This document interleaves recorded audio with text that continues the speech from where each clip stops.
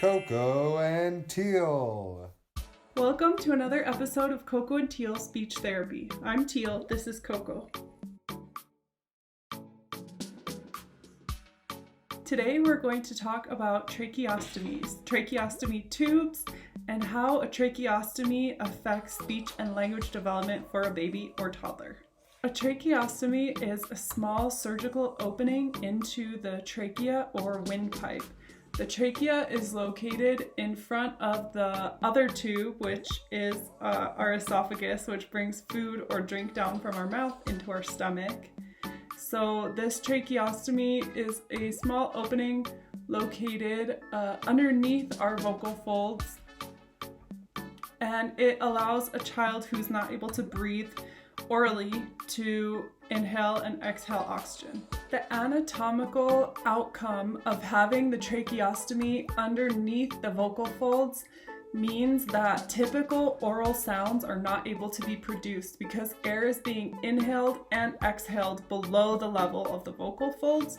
We're not able to produce sounds by pushing air through those vocal cords and then manipulating that air with our tongue, teeth, lips, etc.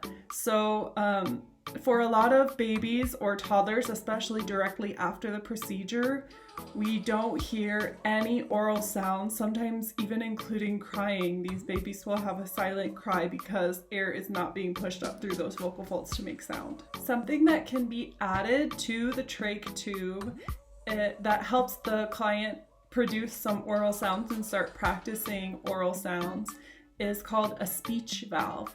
The speech valve is attached to the trach tube and allows air to be inhaled through the tracheostomy and actually valves the air to be exhaled now through the oral cavity. And this allows typical speech sounds to be practiced and produced. In most cases, the use of a trach tube does not affect feeding. However, as with any child on your caseload, this is something that you want to ask questions about in order to rule out that there is not an additional issue going on with the esophagus or the swallowing mechanism. Some special considerations when working with a child with a tracheostomy who doesn't yet have a speech valve added. So we're not even necessarily working on oral sound or speech production. For this population, make sure that you're focusing, as always, on receptive language development, building their receptive vocabulary, making sure they can understand simple directions. In addition, think about using a visual communication system like baby signs. Make sure that you are working on foundational skills, including social skills and the skill of copying actions with their body and their mouth.